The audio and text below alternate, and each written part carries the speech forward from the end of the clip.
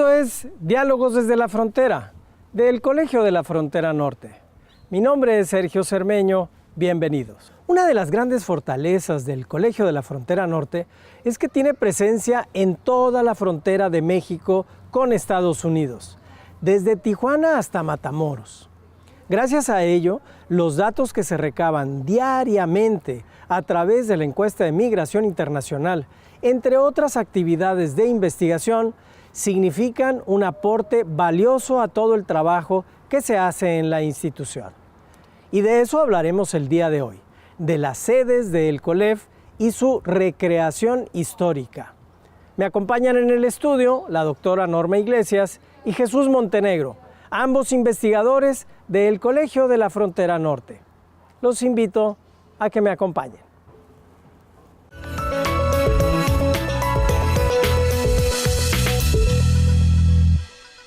Pues comencemos por el principio. ¿Por qué existen las sedes y por qué es importante, bueno, antes de la importancia de la investigación que ustedes hicieron, ¿dónde están ubicadas las sedes? Para contestar esta pregunta, quizás sea importante remontarnos el porqué de las sedes regionales a los antecedentes de la creación del Centro de Estudios Fronterizos del Norte de México. El Centro de Estudios, el CEPNOMEX, que son las siglas del Centro de Estudios Fronterizos del Norte de México, surge a principios de 1979 en el Colegio de México, cuando se celebra en la ciudad de Monterrey una especie de seminario para ver la importancia que tenían los estudios y la relevancia y la importancia de los estudios fronterizos, del estudio de la frontera norte. De ahí surgió la posibilidad de crear un programa de estudios fronterizos en el Colegio de México bajo la dirección de Jorge Bustamante. En ese proceso de la creación ya de echado a andar el programa de estudios fronterizos en el Colmex, bajo Jorge Bustamante, viene la idea de crear un centro de estudios fronterizos ubicado en la frontera norte.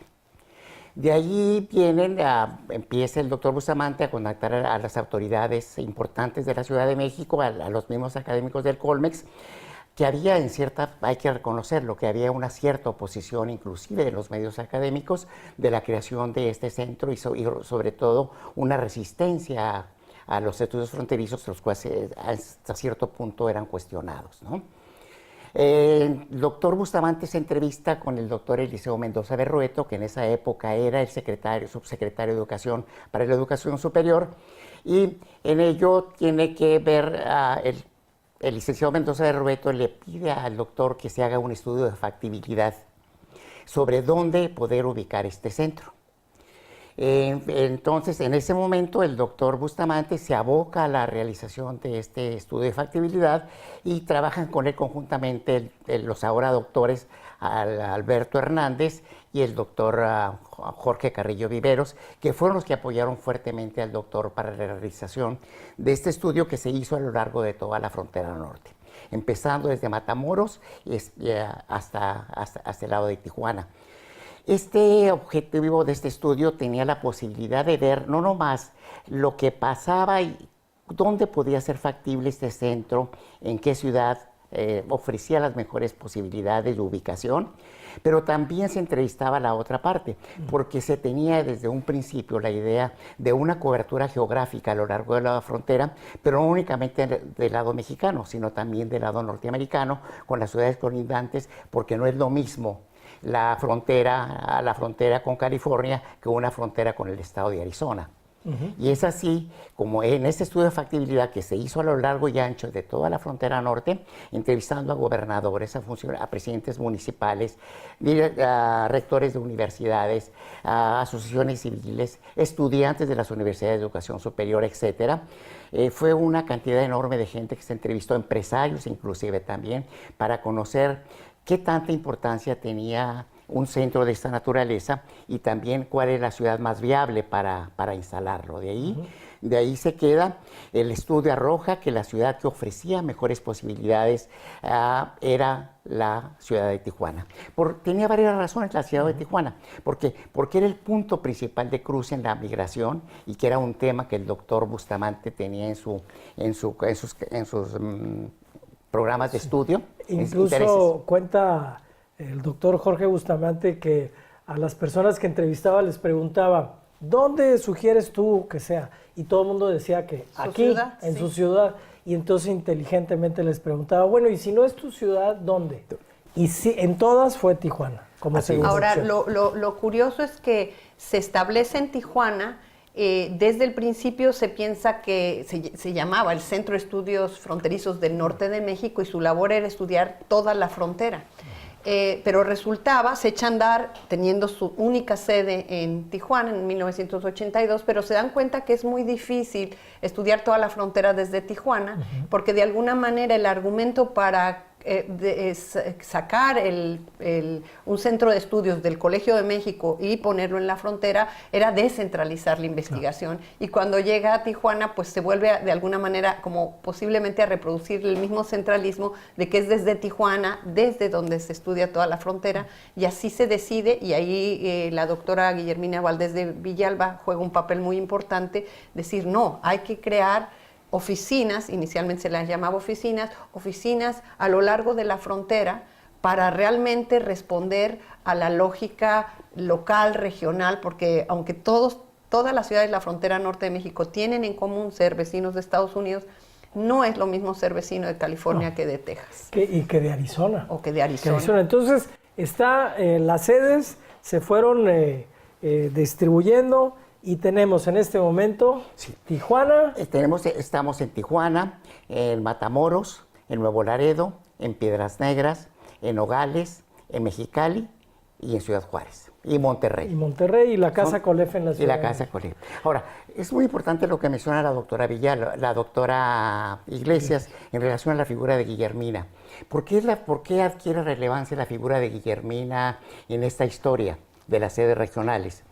Porque el doctor lo contacta mucho previo antes a la creación del propio colegio y le ayuda junto con él, fundarlo, pero era la única fronteriza de todo el equipo de trabajo que tenía un conocimiento muy claro de qué era vivir en la frontera y que era ser una mujer transfronteriza que se podía movilizar a ambos lados y tener relaciones más diversas dentro de un lado y del otro de la frontera. Ese era el caudal de importancia que tenía la doctora, ese conocimiento claro de la frontera, como lo dice el doctor Bustamante, que era la que tenía el concepto más claro, que es ser fronterizo. Muy bien. Por otro lado también era una mujer importantísima, que era un capital social y político para establecer en otra de las ciudades tan importantes como era Ciudad Juárez.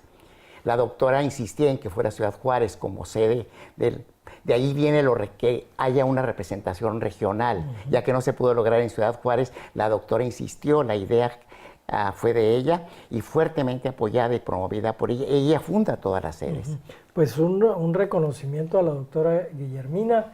Ella fallece posteriormente, hay una área, hay un salón que lleva su nombre y bueno, pues un homenaje para ella también desde el COLEF y en este programa. Vamos a ir a un breve corte. Estamos hablando de la recreación histórica de las sedes regionales del COLEF. No se vaya, regresamos.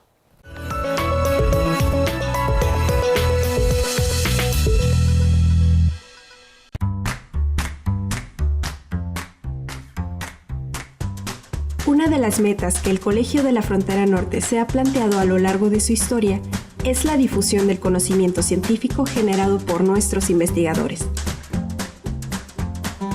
Hoy en día, la tecnología ha revolucionado la manera de difundir la información, y esto ha incidido en la forma en que leemos. Por ello, a los libros, revistas y materiales audiovisuales puestos a tu disposición en el COLEF, sumamos la publicación de libros en formato electrónico. Lo que significa que podrás descargar y leer libros desde cualquier lugar a través de dispositivos móviles. Ahora estamos conectados.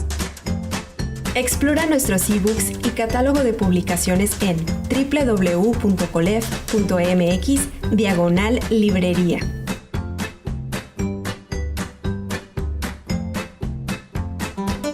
Son los que están haciendo de locomotora.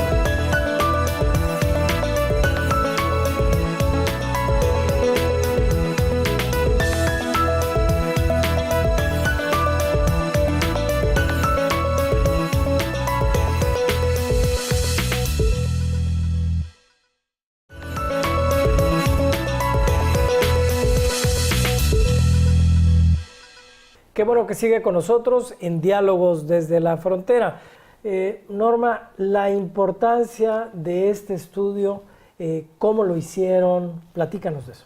Bueno, en primer lugar, lo de la importancia es interesante hablar porque nosotros nos dedicamos a investigar a otros. El colegio se dedica a investigar muchos fenómenos, pero siempre como observando hacia afuera. Uno es el que está detrás de la cámara, ¿no? Detrás de este ojo que observa y analiza a otros.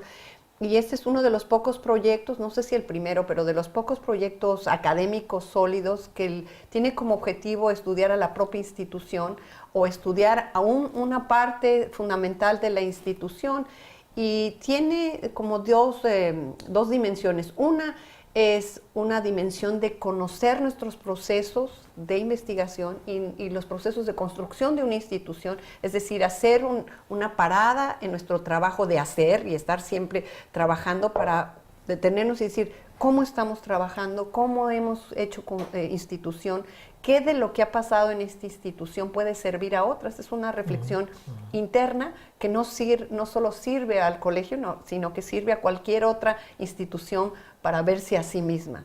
En segundo lugar, se empezó no con una reconstrucción o una reestructura o una mirada sobre la institución en su conjunto. Estratégicamente se pensó hacer esta reflexión a partir de las sedes regionales, porque en cierto sentido las sedes regionales, antes llamadas oficinas regionales, fueron como hermanos menores del Colegio de la Frontera Norte, que concentraba la mayor recursos, personal, toma de decisiones en Tijuana, y entonces era de alguna manera hacerles un homenaje, un tributo, pero también pensar de manera seria y académica qué papel han jugado las sedes regionales en la construcción y consolidación de una institución como es el Colegio de la Frontera Norte, que es un referente para los estudios fronterizos en México y en el mundo. Sí, sí. Y por eso hubo un gran debate en cómo llamar el proyecto, si era reconstrucción, recreación, y ni Jesús ni yo somos historiadores, pero Jesús y yo conocemos muy bien esta institución porque estamos casi desde su fundación. Jesús empezó en Ciudad Juárez, después se vino y ha coordinado la mayor parte del trabajo de campo de los grandes proyectos institucionales del colegio. Entonces, Jesús es un nodo que conoce a todos y que todo el mundo lo respeta. En ese sentido, nosotros decimos cuáles son nuestras cualidades como investigadores y desde ahí vamos a orientar la mirada, y por eso se llama recreación histórica, porque no es realmente no solo busca documentos que ilustren y busquen esos hechos, ¿no? Cuándo se formó, cuántos estaban, sino que hay una intención de buscar qué ha significado para cada uno de los que somos el conjunto de constructores de esta institución, el significado que ha tenido construirla. Y hay que pensar que los investigadores del Colegio de la Frontera Norte, al inicio en Tijuana, pero sobre todo en las sedes regionales, no solamente para ellos es un proyecto de trabajo, es un proyecto de vida. Hay que irse y mudarse a ciudades donde a veces hay que picar piedra. Piensa en echar a andar una oficina de estudios académicos en Piedras Negras, donde no había interlocutores, donde no había instituciones sólidas con trayectoria. Esa es una cosa difícil. Entonces, buscamos que el proyecto reflexionara sobre este ejercicio intersubjetivo del que le pregunta y el que contesta, que reflexiona a través de entrevistas y además de documentos, pero también de sus archivos personales, de fotos. ¿Qué ha significado para ellos participar en la construcción de una institución que finalmente es un ejemplo de institución de estudios fronterizos? Por eso el título. No somos historiadores, la categoría del tiempo es fundamental. Es un periodo de 30 y tantos años que estamos hablando de tratar de recuperar cómo se dieron los procesos, pero buscamos, por ejemplo, entre las categorías analíticas es entender la relación que ha tenido Tijuana con el resto de los otros, qué tan pares o no pares han sido las relaciones, cuáles han sido las condiciones de vida y de trabajo de las sedes, de la gente que trabaja en las sedes regionales, que es como una telenovela. Etcétera, o sea, va por ese rumbo, una reflexión interna, una mirada introspectiva a la institución de manera sólida, utilizando, como lo hacemos en nuestras investigaciones, sólidos marcos teóricos, un diseño de metodología muy, muy fino, ¿no? y en ese sentido, pues, por ejemplo, nos dimos a la tarea de buscar en los archivos. Jesús navegó, ya Jesús nos platicará, en cientos, miles de papeles dentro de la institución para recuperarlo, pero también 47 entrevistas a informantes claves con una riqueza testimonial impresionante. ¿Qué encontraste, Jesús? ¿Cómo a este tiempo, casi 35 años del COLEF, qué mirada, qué encontraste en esto? Fue difícil.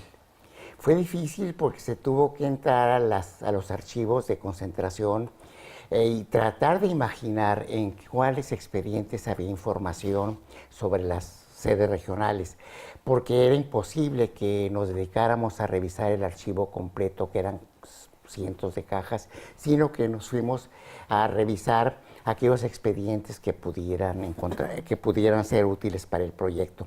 Una de las cosas que me llamó mucho la atención era que, según el presidente que estaba en turno, era la relación inclusive por escrito que había entre la sede regional con la sede central.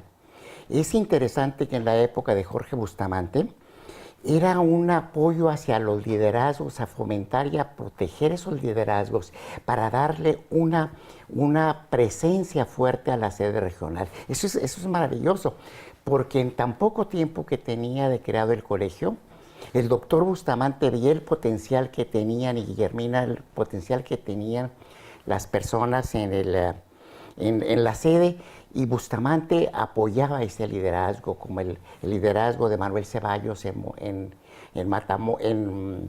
Nuevo Laredo, a Cirila Quintero en Matamoros, a Pancho Lara en Nogales, etcétera, etcétera, ¿no? En Mexicali también Alfonso Cortés, a Román Calleros. A todos ellos fueron entrevistados para tener conocimiento. Otra cosa interesante también que encontré en los archivos fue cómo también fue el momento ese fuerte de Jorge Santibáñez en relación a una reestructuración de las sedes regionales. Eso lo encontramos prácticamente en lo que fue la revisión de las actas de Asamblea de Asociados, donde habla él muy claramente en la Asamblea de Asociados que se trata de un proceso de reestructuración. O sea, es decir, concentrar en dos grandes ciudades, Monterrey y Ciudad Juárez, la mayoría de los investigadores, convertir en oficinas de enlace las oficinas de Nogales y de Piedras Negras, y finalmente al resto de las oficinas disminuir su personal. Ese fue un momento interesantísimo que uno ve en los documentos, cómo cuando cierran Piedras Negras y la convierten en una oficina de enlace, había 6 investigadores que, como dice la doctora Iglesias, tenían un proyecto de vida ya ahí establecido, y de momento les dicen, tú te vas para acá. Esas son las cosas interesantes que encontramos. Otras cosas interesantes también fue que se gesta dentro de el tiempo de Jorge Bustamante cómo profesionalizar este personal académico tan lejos de la sede central. Mientras que en Tijuana se estaba exigiendo un grado de doctorado, pues había que pensar cómo poder alimentar a estas oficinas regionales con gente con nivel académico, y se empezó a mandar personal académico que salía de los posgrados hacia las oficinas, y posteriormente irse a su operación académica. En esa época el doctor Bustamante sí tuvo, aparte la gran virtud, que fue el gran profesionalismo que se logró en un 100%, tener puros doctores en las oficinas, pero también al mismo tiempo hubo un debilitamiento fuerte al interior de esas oficinas al quedarse prácticamente con 1 o 2 investigadores. Interesante, interesante. Vamos a ir a un breve corte. Como ustedes bien dicen, en la historia de una institución, la institución, su nombre, sus instalaciones es lo que la gente ve. Pero hacia el interior de pronto se nos olvida que quienes hacen realmente a la institución son las personas. Y esas historias son las que ustedes acaban de de recabar y es muy importante tenerlas, evaluarlas y valorarlas sobre todo.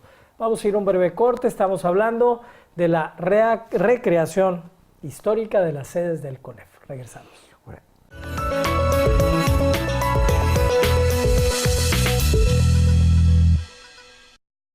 Comparten más allá de una división, de un cerco que los separa, un ecosistema.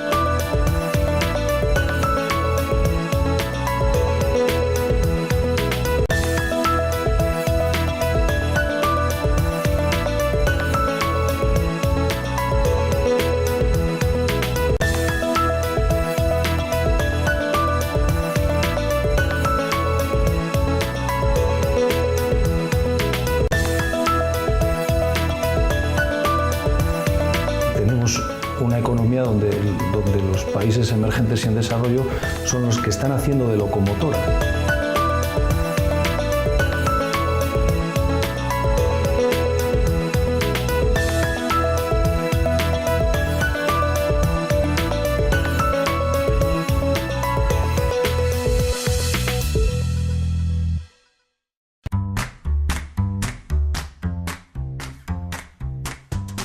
Una de las metas que el Colegio de la Frontera Norte se ha planteado a lo largo de su historia es la difusión del conocimiento científico generado por nuestros investigadores.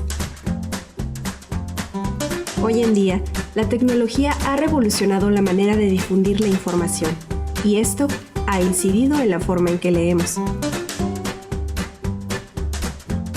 Por ello, a los libros, revistas y materiales audiovisuales puestos a tu disposición en el COLEF, sumamos la publicación de libros en formato electrónico,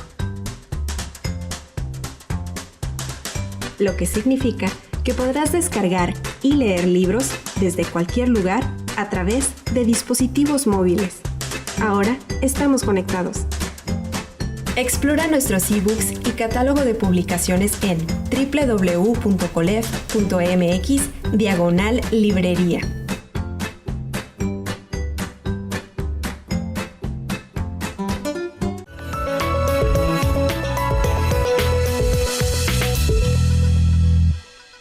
Qué bueno que sigue con nosotros en Diálogos desde la Frontera. Estamos en nuestro tercer bloque. Gracias por acompañarnos. Norma, ¿cuáles son tus impresiones, tus hallazgos de este trabajo tan importante?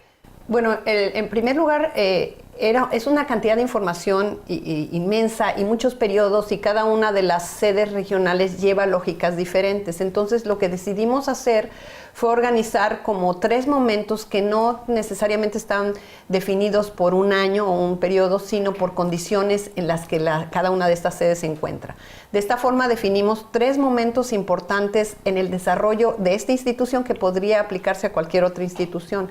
La primera son los orígenes, y los orígenes tienen que ver con echar a andar una institución, no solamente echar a andar en términos de la logística, conseguir personal, conseguir espacios, conseguir recursos, sino también ganarte un espacio, el reconocimiento y el respeto de la localidad a la que llegas. Hay que pensar que el colegio de repente no había nada y llegan estos de afuera a poner un instituto o una institución para estudiar la frontera. O sea, que había que invertir mucho en ser reconocido y que se viera como un capital de la ciudad, que inmediatamente, sobre todo en las pequeñas ciudades, pues dicen, aquí tenemos un capital humano, cultural, educativo, y se apoya. Pero eso lleva mucho tiempo, construirte, justificar tu existencia al interior de la institución y al interior de la localidad que trabajas. Toda esa etapa, que puede durar mucho tiempo o poco, dependiendo de los recursos humanos y económicos y del capital político de quienes sean, es lo que llamamos orígenes. Luego es una segunda etapa que llamamos consolidación,